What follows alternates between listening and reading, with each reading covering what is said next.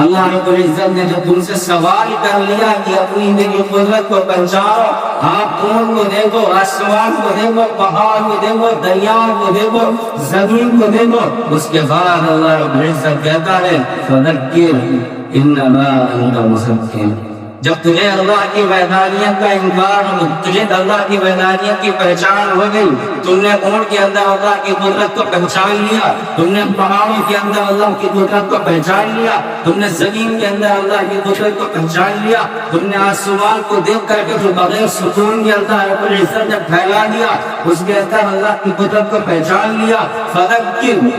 بس اللہ بنسی کو بیان کرو، اللہ کی تسبیح بیان کرو، اللہ کی بڑائی بیان کرو، اللہ کے سامنے سجدہ ریز ہو جاؤ، اپنی جبین کو اللہ کے سامنے جھکانے والے ہو جاؤ۔ آج ہم اللہ کی نعمتوں کا استعمال تو کرتے ہیں لیکن اللہ کی نعمتوں کا شکر ادا نہیں کرتے۔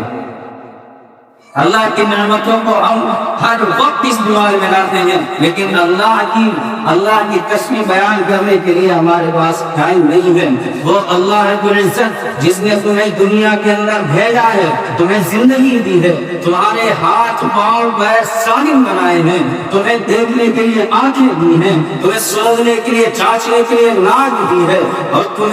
تمہارے لیے سننے کے لیے کان بنائے ہیں، جس نے تمہارے لیے ہر ایک چیز بنائی ہے، جو اس کا مالک ہے، خالق ہے، وہ اللہ تم سے یہ چیز لینا بھی جانتا ہے،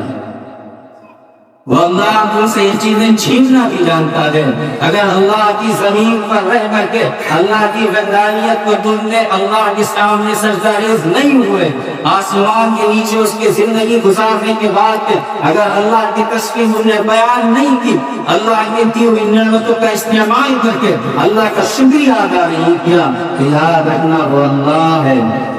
وہ قہار بھی ہے، جبار بھی ہے، اس کو غصہ بھی آتا ہے، اس کو غضب بھی آتا ہے۔